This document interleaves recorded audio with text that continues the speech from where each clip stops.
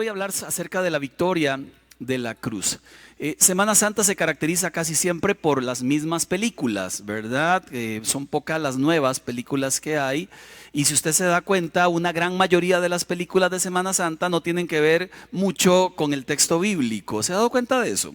¿Verdad? Cuando ve uno la película y uno viendo eso dice, ¿de dónde sacan esa historia? ¿De dónde salió Nefertiti ahí en Génesis? Por Dios, ¿quién la metió? Mire, y usted va analizando y luego llega a Ben-Hur, y peor, ¿verdad? Porque ¿en cuál evangelio estaba Ben-Hur, por Dios? Y ahí van las historias saliendo por todo lado, y al final de la Biblia mencionan algunos versículos y el resto la idea de alguien. Yo les sugiero que si quiere ver algo muy bueno, busque la que se llama el Evangelio de Juan, que dieron el viernes en Canal 6, creo que fue. Esta es exacta al texto bíblico. Y a mí me encanta pues buscar la Biblia y encontrarnos en ella las verdades de Dios, no las ideas de otras personas. Hoy el texto bíblico que quiero leer es una verdad eterna del Señor Jesús. Mateo 16, verso 21, verso 22. Dice la palabra que a partir de entonces, ¿de cuál entonces? De que Pedro dijo, tú eres el Hijo de Dios, el Mesías prometido. A partir de ese entonces, Jesús empezó a decir claramente que a sus discípulos que era necesario que Él fuera a Jerusalén y que sufriría muchas cosas terribles a manos de los ancianos, de los principales sacerdotes, de los maestros de la ley religiosa, que lo matarían, que al tercer día resucitaría. Entonces el famoso Pedro lo llevó aparte y comenzó a reprenderlo por decir semejantes cosas. Tres cosas encontramos en este texto. Lo primero es el anuncio de Jesús. Voy a sufrir, voy a morir a manos de la religión que habla de mí. Qué ironía, ¿no le parece?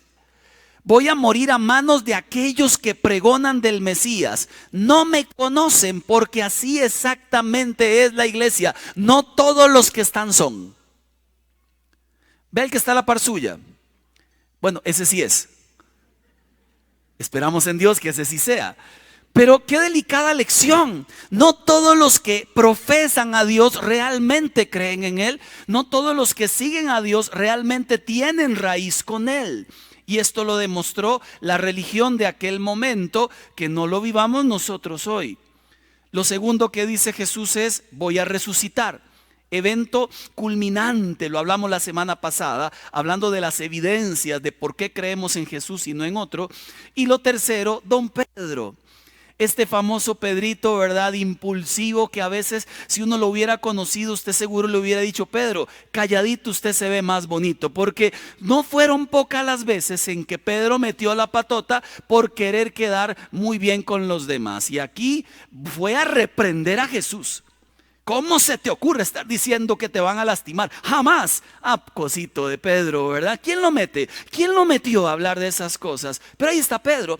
Y yo creo que a veces todos tenemos un Pedro adentro y se nos sale de tanto en tanto. Si no, pregúntele a su esposa o a la mía. Lo cierto es que Jesús habló de algo que le habría de ocurrir y estaba profetizado en Isaías 53. Antiguo Testamento. El profeta Isaías había profetizado de parte de Dios lo que le ocurriría al Mesías prometido. Jesús conocía ese texto, sabía que él debía enfrentar la muerte, la cruz, él lo sabía. Y así comienza por lo menos la historia allá en Isaías 53, verso 1 en adelante. ¿Quién ha creído a nuestro mensaje? ¿Y a quién se le ha revelado el poder del Señor? Creció en su presencia como vástago tierno, como raíz de tierra seca. No había en él belleza ni majestad alguna. Su aspecto no era atractivo y nada en su apariencia lo hacía deseable. Despreciado y rechazado por los hombres, varón de dolores, hecho para el sufrimiento, todos evitaban mirarlo, fue despreciado y no lo estimamos. Comienzo con la pregunta: ¿quién es el que ha creído a nuestro anuncio?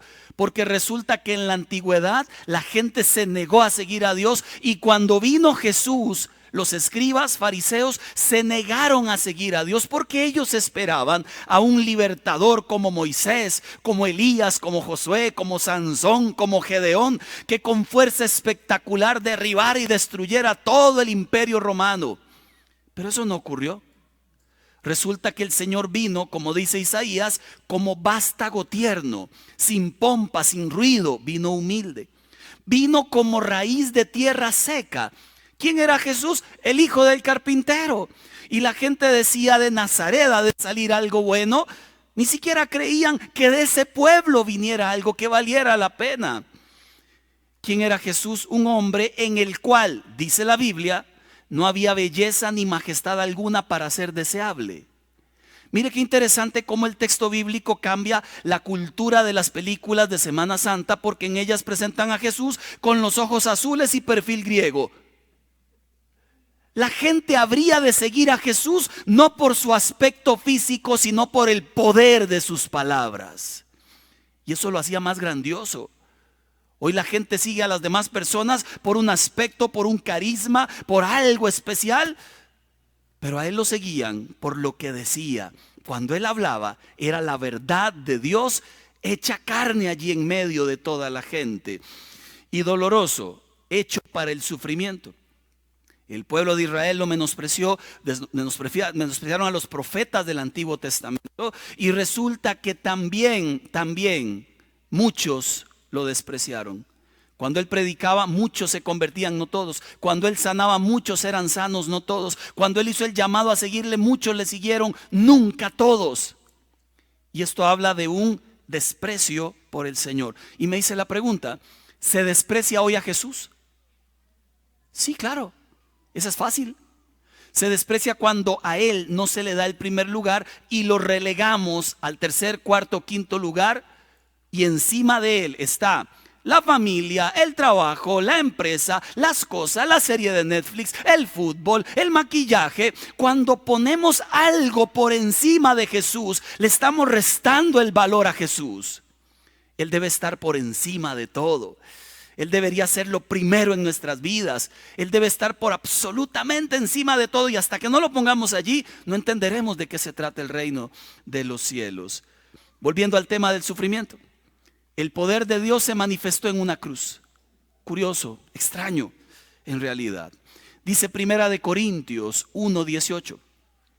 Porque la palabra de la cruz es locura para los que se pierden, pero para los que se salvan es poder de Dios.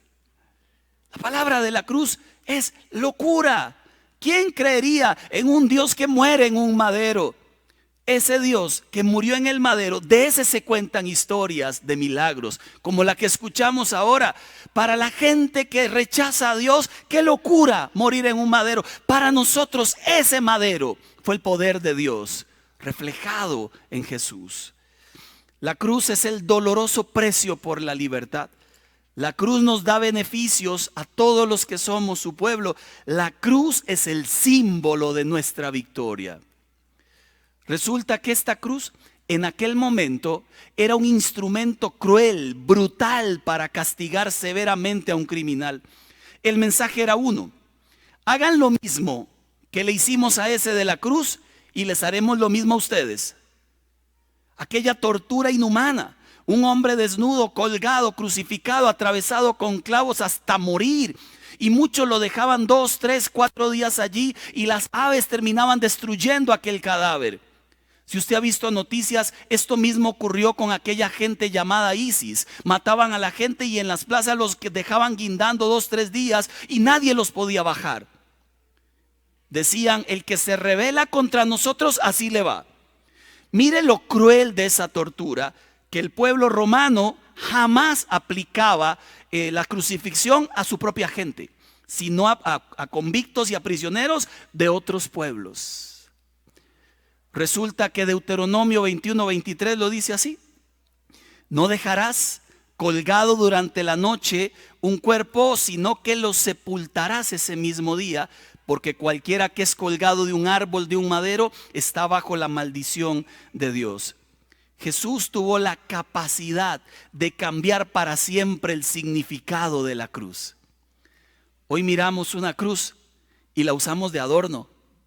Hoy miramos una cruz y nos representa a nosotros. Hoy miramos una cruz y decimos gracia, misericordia y bondad de Dios. En aquel tiempo era terror, maldición, dolor. Pero Jesús cambió su significado para nosotros hoy y nos dio victoria en la cruz. Yo quiero hablarle de 5 cosas que usted y yo tenemos y que deberíamos disfrutarlas en realidad. 5 victorias de la cruz. Le digo la primera, y está allí justamente en Isaías 53. El Señor en la cruz nos dio, número 1, victoria sobre la enfermedad. Dice Isaías 53, verso 4, ciertamente Él cargó nuestras enfermedades y soportó nuestros dolores, pero nosotros lo consideramos herido, golpeado por Dios, humillado. Destaco, Él cargó, Él soportó tu enfermedad y tu dolor. Fue la misión de Jesús allá en Lucas 4, verso 18 en su parte B, cuando Jesús dice, el Padre me ha enviado a proclamar libertad a los cautivos, a dar vista a los ciegos, a poner en libertad a los oprimidos. Jesús vino a sanar, vino a libertar. Y es una de las bendiciones de la cruz. Jesús, ese nombre es un nombre que está por encima de todo nombre. ¿Recuerda? Dice la Biblia que Dios a lo sumo lo exaltó y le dio un nombre que está por encima de todo nombre, para que en el nombre de Jesús se doble toda rodilla de los que están en el cielo, en la tierra y debajo de la tierra, y toda lengua confiese que Jesús es el Señor, para gloria de Dios Padre. Permítame decírselo más fácil. El nombre de Jesús está por encima de la crisis matrimonial. El nombre de Jesús está por encima de la escasez y la miseria. El nombre de Jesús está por encima de cualquier enfermedad. Póngale usted el nombre, porque no hay otro nombre mayor que el nombre de Jesús. Y que Él se haya levantado de entre los muertos significa entonces que tiene el poder en su mano de sanar a quien Él quiera. La pregunta del millón es, ¿y qué pasa conmigo que sigo enfermo?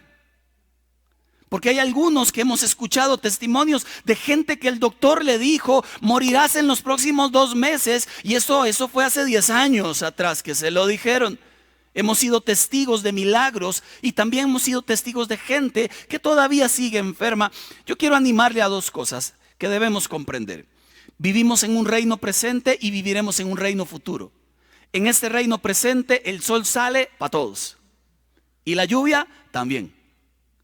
En este reino presente la gente traiciona. ¿A quién lo han traicionado? No levante la mano. En este reino presente la gente ofende. En este reino presente la gente se equivoca contigo y conmigo. En este reino presente las cosas malas ocurren, las enfermedades llegan.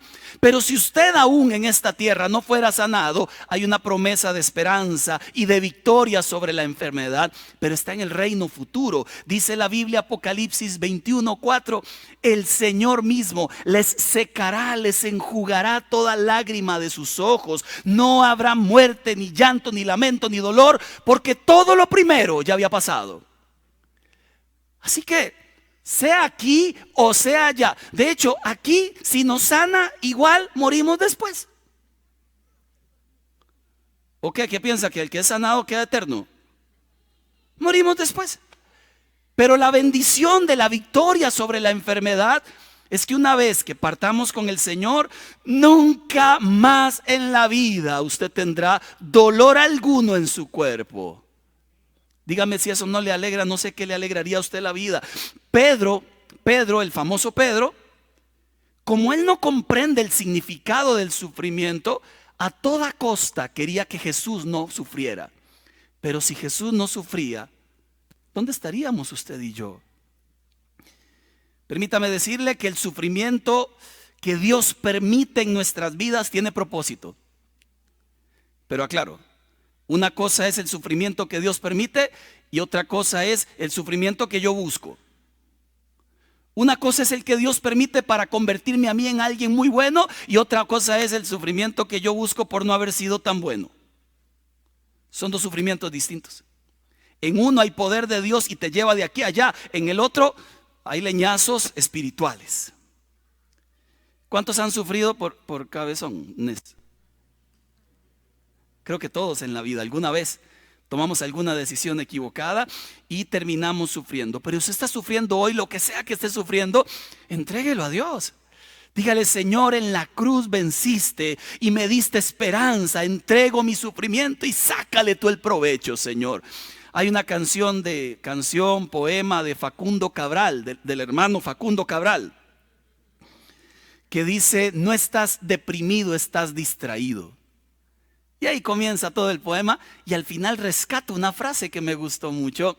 Y si tienes alguna enfermedad de esas terminales, pueden pasar dos cosas y las dos son buenas.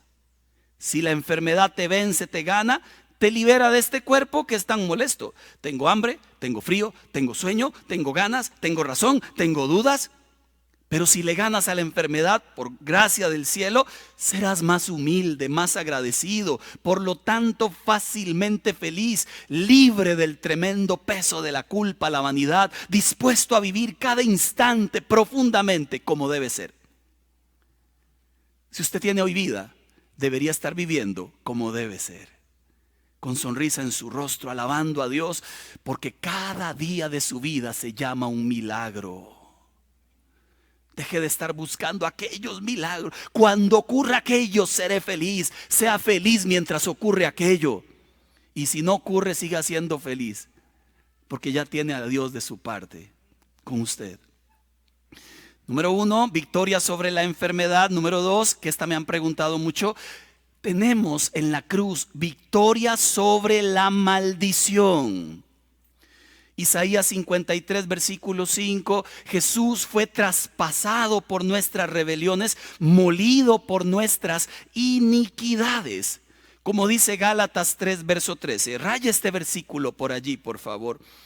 Pero Cristo prefirió recibir por nosotros la maldición que cae sobre el que no obedece la ley. De ese modo nos salvó. Porque la Biblia dice: Dios maldecirá a cualquiera que muera colgado en un madero. Vengo de padres divorciados, mis hermanos se han divorciado, mis amigos se han divorciado, la maldición está sobre mí y seguro me caso y me divorcio yo también. Dice la Biblia que en la cruz Él llevó tu maldición. Lo creas o no, así ocurrió.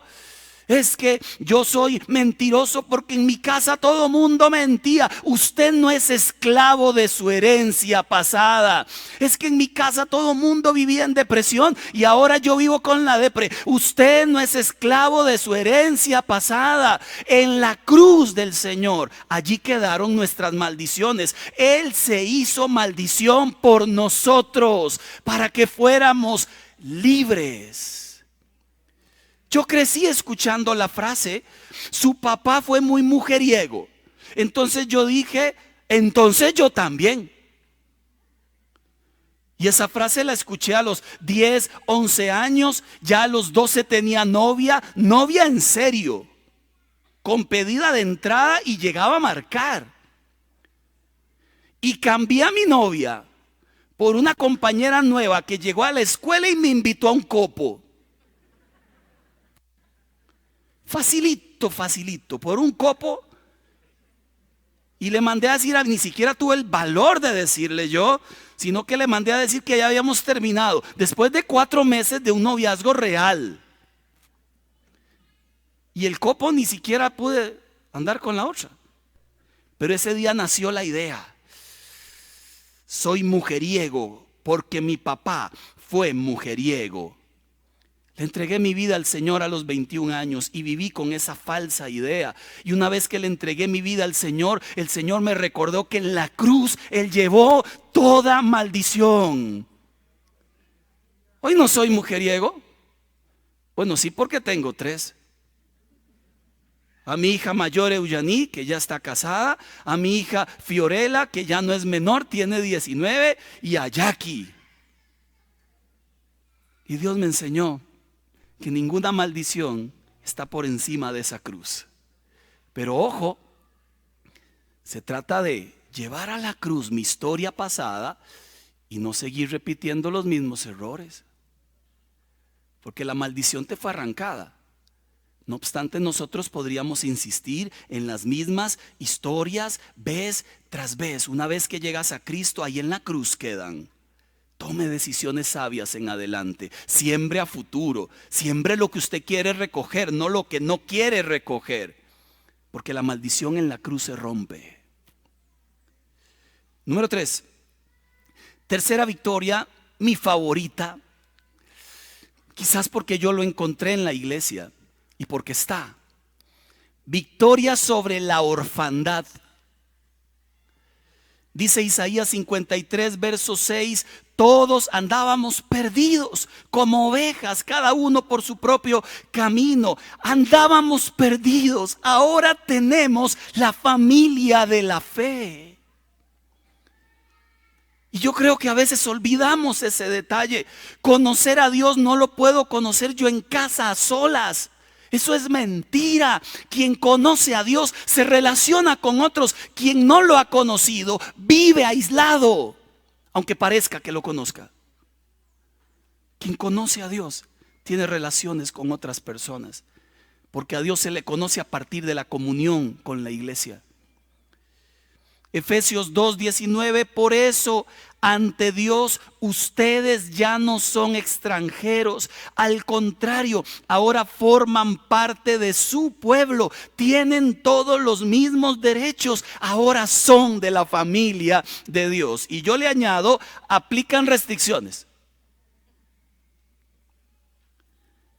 Es de la familia de Dios el que no se aísla. Pero si no se acerca, ¿cómo conocerá a su familia? En alguna oportunidad allá en Guapiles, mi mamá es de Guapiles, mi familia es de Guapiles, yo no. Mami me arrancó de Guapiles cuando tenía 2 años, se vino a vivir acá a San José y no conozco a nadie y conozco a todos. O sea, sé quiénes son, pero nunca he tenido relación con casi ninguno de ellos. Cuando murió mi abuelo, fuimos a enterrarlo allá y murieron más personas ese mismo día, más hermanos de él.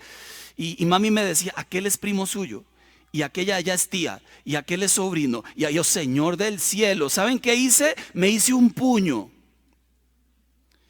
Y me quedé en una esquinita a lo polochón, y dije, qué vergüenza conocer gente.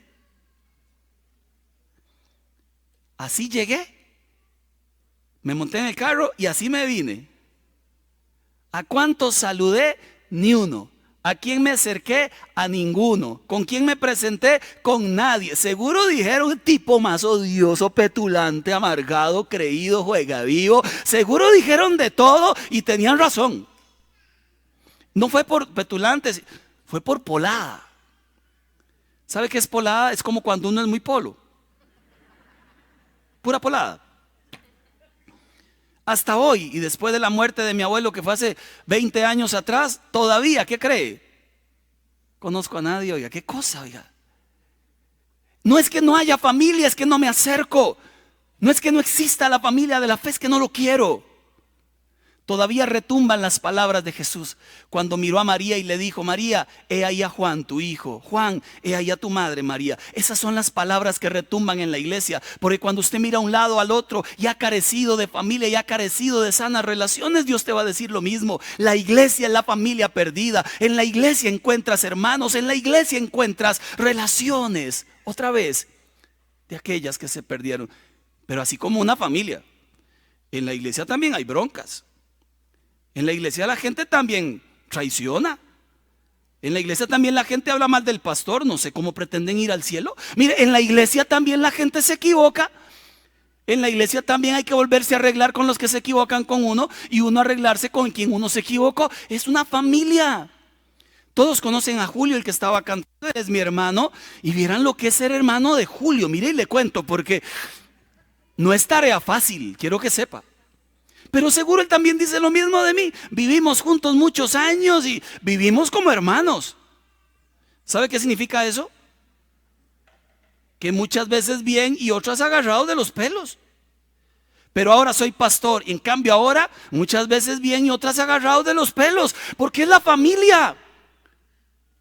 Con la familia nos enojamos, nos contentamos, nos amamos y a veces los amamos, ¿verdad? Es la familia y pasa en la iglesia también. Primera de Juan 1:7. Pero si vivimos en la luz, así como Él está en la luz, primera cosa que ocurre, tenemos comunión unos con otros. Resultado. Y segundo resultado, la sangre de Cristo nos limpia. Pero el que vive en oscuridad no tiene relación con otros. Y se está perdiendo una gracia enorme. Yo estoy acá por la gracia de Dios, pero conozco demasiada gente. Y me paro ahí en la entrada para saludar gente. Y disfruto a la gente. Porque entiendo que esa es la familia que tengo. Además de mi familia principal. Y con ustedes me voy a ver el resto de nuestra eternidad. Allá en el cielo, allá en el cielo, allá en el cielo. ¿Recuerda la canción? Tenemos victoria sobre la enfermedad. Aquí o allá. Tenemos victoria, como lo decía ahora, victoria también. ¿Lo recuerda? Sí, exacto, sobre la maldición. Y tenemos victoria sobre la orfandad. Número 4, y voy terminando. Vamos a ver a quién le gusta esta. Tenemos victoria sobre el pecado. Sí, claro, porque falla mucho, entonces no dice amén. Es un clavo de verdad, porque decimos, Señor, si tenemos victoria sobre el pecado, ¿por qué es que fallo tanto? Isaías 53, verso 7. Maltratado y humillado, ni siquiera abrió su boca, como cordero, así fue llevado al matadero, como oveja enmudeció ante su trasquilador. Ni siquiera se defendió. Juan el Bautista dijo, Él es el Cordero de Dios que quita el pecado del mundo. Y así fue a la cruz como cordero. Vamos a ver si le explico un poquito más claro esto. Colosenses 2:14 dice que Jesús anuló el acta de cargos que nos era contraria. Yo pregunto ahorita, si desde el 1 de enero hasta hoy, si hubiera escrito un libro de los errores que usted ha cometido o pecados, ¿de cuántas páginas sería? Del 1 de enero a hoy. Aquello que pensó, también lo apunta ahí, apúntelo. Lo que dijo, la actitud que tuvo, el bien que sabía que podía hacer y no lo hizo, el pecado, el coqueteo con aquella señora que no era su esposa, aquellas horas viendo en internet lo que no tenías que ver, la mentira, dígale que no estoy. ¿De cuántas páginas sería ese libro? Ahora, si fuera un libro de toda su vida. En la antigüedad, cuando a alguien lo condenaban a prisión, a esta persona la ponían tras los barrotes y estaba allí la persona y escribían una hoja pegada en los barrotes donde decía no solo lo que había hecho, sino el tiempo que estaría en la cárcel. Robó en no sé dónde, va a estar 3 años prisionero. La gente pasaba frente a los barrotes y decían, se lo merece por ladrón. Porque así somos, ¿verdad? Inmediatamente juzgamos rápidamente. Cuando terminaba el tiempo de su condena, lo llamaba el juez. Tomaba aquella hoja, sacaba un sello que decía 2 palabras: pagado es. Y ponía el sello sobre esa hoja. Le entregaba la hoja al prisionero, exconvicto ahora, y le decía, tome, ya usted no debe nada a la justicia.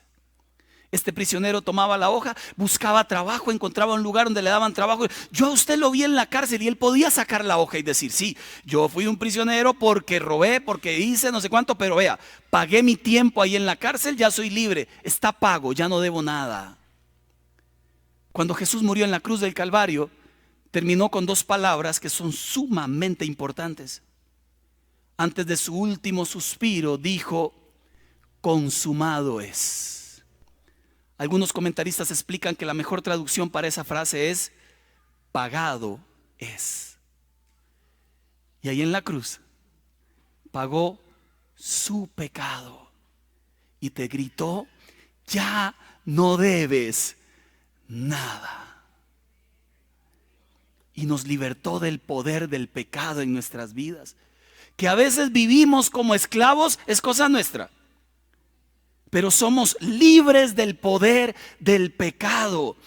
Por eso Romanos 8:1 dice, no hay condenación para los que están en Cristo Jesús. En nuestro 16º aniversario de Jackie y yo, tenemos 21 años de casados, fuimos a un restaurante aquí en Desampa a comer y a celebrar ahí. Siempre celebre las cosas buenas, celébrelas siempre. Estamos compartiendo, comiendo ahí felices, charlando, contando historias, y ya terminamos de comer y le dije, bueno, mamá, vámonos, y voy a ir a pagar a la caja. Cuando llego a la caja, la muchacha que está atendiéndonos dice, tranquilo muchacho, por cierto, una mujer sabia. Tranquilo muchacho, me dice. Vieran cómo la quise a partir de ese día. Y le digo, ¿por qué? Y me dice, porque había una pareja en aquella otra mesa que ya se fueron, que se me acercó y nos dijo, páguese lo de esa mesa. Y si pregunta, dígale al pastor que felicidades. Era la primera vez que me ocurría algo así. ¿Saben cuál fue la vergüenza mayor? Que hasta postre pedí. O sea, y me sentía mal porque yo dije, no puede ser. Nunca en la vida algo así tan lindo nos había ocurrido, ¿verdad?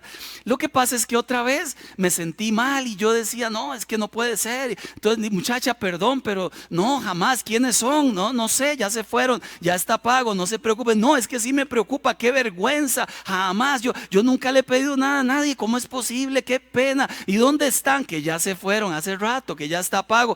Hasta hice el teatro de sacar la billetera. No, que mire, que ella ya como que se enojó. Porque me dice, vea, ya está pago. Si usted quiere pagar es cosa suya.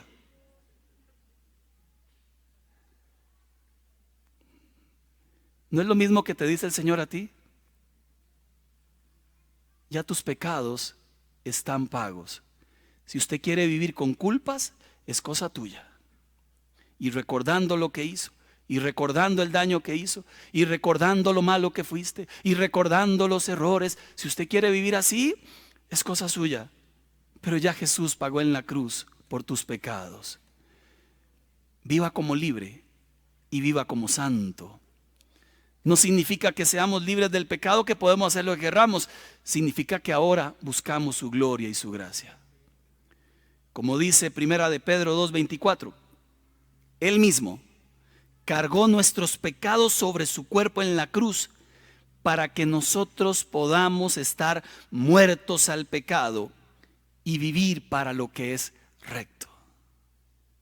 ¿Recuerda la canción? Una vez se la canté. Y si vivimos, ¿la recuerda? Para Él vivimos. Y si morimos, para Él morimos. Sea que, ¿no me da la voz? O que muramos, somos del Señor, somos del Señor. Somos libres del pecado. Viva como libre. Y termino. Tenemos victoria sobre la enfermedad aquí o allá, tenemos victoria sobre la maldición, victoria sobre la orfandad, victoria sobre el pecado y victoria sobre la muerte. ¿Me explico? Isaías 53, 11, 12. Después de su sufrimiento verá la luz y quedará satisfecho. Por su gran conocimiento mi siervo justo justificará a muchos y cargará con las iniquidades de ellos. Y lo metieron en aquella cueva y cerraron la cueva con una piedra gigantesca. Y en aquella terrible oscuridad, al tercer día resucitó y la puerta de aquella cueva se abrió y la luz volvió a brillar sobre aquel que había muerto. Y miró la luz otra vez y salió de la tumba y venció a la muerte. Y nos da varias esperanzas a nosotros. La primera, Hebreos 2:14, debido a que los hijos de Dios son seres humanos hechos de carne y sangre, el Hijo también se hizo de carne y sangre.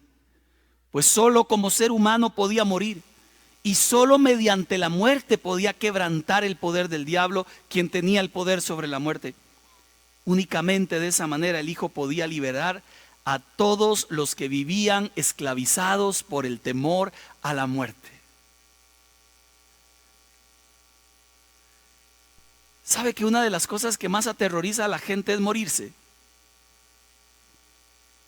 ¿Y sabe que una de las cosas que menos nos aterroriza a los cristianos es morirnos? Espero. Porque si Él resucitó, nosotros resucitaremos también con Él.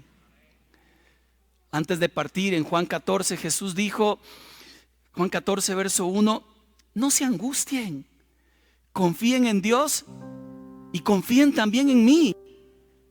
En la casa de mi Padre hay muchas viviendas. Si no fuera así, ¿para qué se los digo? Es más, para que sepan, voy a ir a prepararles a ustedes una casa. Y luego vendré, los tomaré y me los llevaré conmigo para que donde estoy yo, estén ustedes también siempre. Y nos quitó el temor de morir. Cuando voy a los entierros, y esta pandemia dejó muchas familias sin algún familiar querido, siempre repito lo mismo allí en los entierros: es tiempo de llorar, pero es tiempo de reír. Es tiempo de recordar y es tiempo de soltar. Igual nunca fueron nuestros, tenían dueño, llegaron a casa y a Dios le plació que era el momento de llamarles. Pero les digo lo mismo, a todos tienen esperanza aquellos que murieron en Jesús. Tienen esperanza aquellos porque abrieron sus ojos en el lugar al cual todos vamos a llegar por los méritos de Cristo.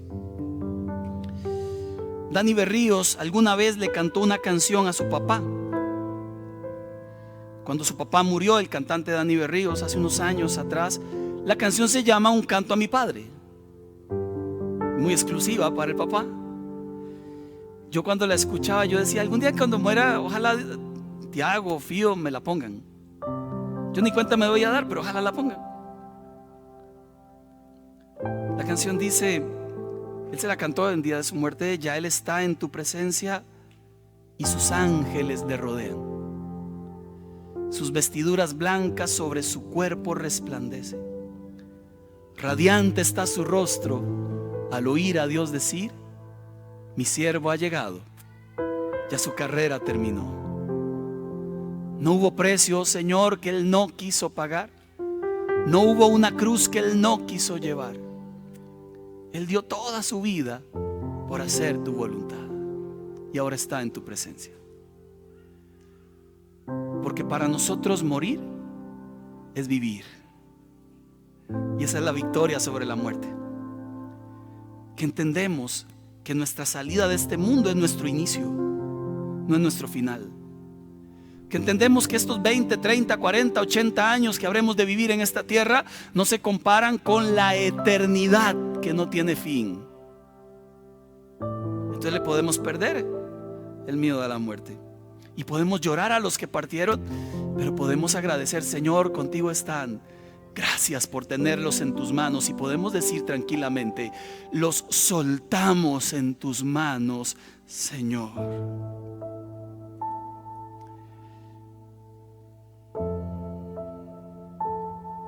Son tuyos.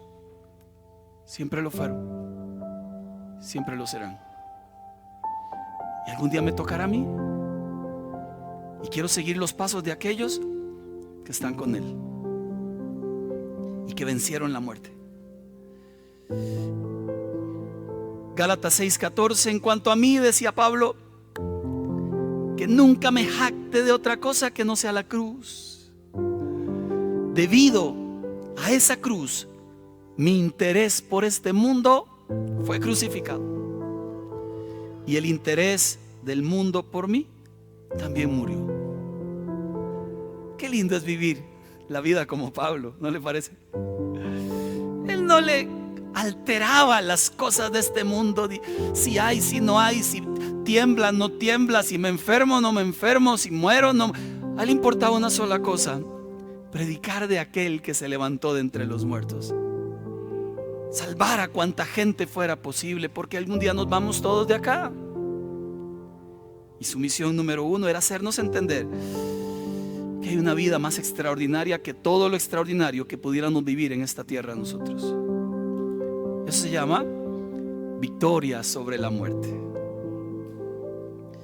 Dice Tesalonicenses 4:13: no queremos que ignoren lo que va a pasar con los que ya han muerto, para que no se entristezcan como los que no tienen esperanza. ¿Acaso no creemos que Jesús murió y resucitó? Así también Dios con Jesús resucitará a todos los que han muerto con Él. Y tenemos esperanza. La pregunta final sería: ¿cuál es tu reacción ante la cruz? Tiene que haber alguna. Remontémonos a aquel día cuando el inocente murió por los culpables. Remontémonos a aquel día cuando el santo murió por los pecados, cuando el bueno murió por los malos. ¿Puede acompañarme a ese momento, a ese lugar? ¿Cuál seríamos nosotros en esos papeles? Ahí hay un ladrón, ahí hay otro, ahí está Jesús. Ahí hay un pueblo, ahí estamos nosotros. Si hubiera sido en nuestro tiempo, ¿cuál seríamos nosotros? Judas estaba escondido porque Judas es de los que están cerca pero lejos. Pedro se escondió también porque Pedro es de aquellos que cuando las tormentas de la vida vienen, huyen, aunque parecía muy valiente. Poncio Pilatos, ese dijo: no es conmigo, me lavo las manos, ve a ver qué hacen con él. Eso de Dios no es conmigo. Los escribas fariseos, la religión del momento, gritaban: crucifíquenlo. Y ahí en medio de toda esa escena desastrosa estaba María, la otra María. Estaba Juan, el que no parecía que fuera tan valiente, siempre recostado al pecho de Jesús. Ahora está firme, mirando a su maestro morir por él.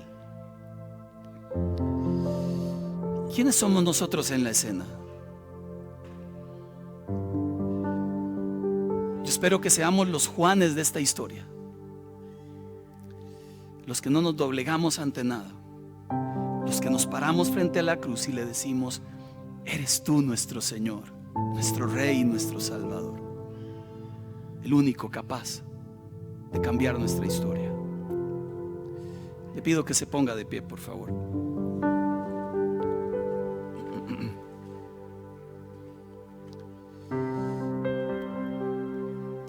Hay una canción que hemos cantado algunas veces acá, que creo oportuna. Aquella mujer que había gastado todo lo que tenía para ser sanada y seguía enferma. Era impura ante la ley judía, no se podía acercar ni al templo ni a ningún lugar. Solamente tenía 12 años con un flujo que no se le quitaba. Pero un día se levantó decidida. Un día dijo: ya es suficiente. Un día dijo: yo no puedo vivir así. Y me han dicho, y he visto a uno que anda por ahí que se llama Jesús. Dicen que es el Mesías. Lo he visto hacer milagros. Lo he visto predicar con tanta firmeza. Son verdades que nadie más ha enseñado. Estoy segura, dijo esta mujer, que si me acerco y lo toco, me sana. Pero jamás le tocaría una mano, jamás le tocaría un pie, jamás lo abrazaría, jamás. Mire, yo me conformo con tocar un pedazo de su manto. Con eso me conformo y con eso es segura que algo pasa. Eso se llama fe, fe de la mejor. Porque hoy aquí hay mucha gente que vive en crisis, que vive en aislamiento, que viven tristes, que viven no felices. Y tiene usted que reaccionar como aquella mujer y decir: ya está bueno. Tiene que haber un momento en la vida donde uno despierta. Así no quiero vivir el resto de mi vida. Y corrió donde Jesús vio a la gente y tocó su manto. Si tan solo tocar el borde de su manto, ¿recuerda? Si tan solo pudiera oír su voz, si tan solo pudiera acercarme a él, libre sería. Yo lo sé. Si tan solo tocar el borde de su manto, si tan solo pudiera oír su voz, si tan solo pudiera acercarme a él, libre sería. Yo lo sé, porque delante solo soy alguien que necesita un toque del maestro para ser liberado, porque delante de ti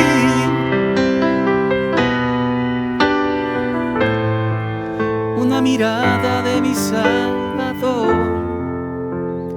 Y allí se escuchó: ¿quién me ha tocado? Imagínese el susto de aquella mujer. ¿Quién me ha tocado? Y miró al suelo y hay una mujer deshecha. Y le dijo: fui yo. Es que yo pensé que tocándote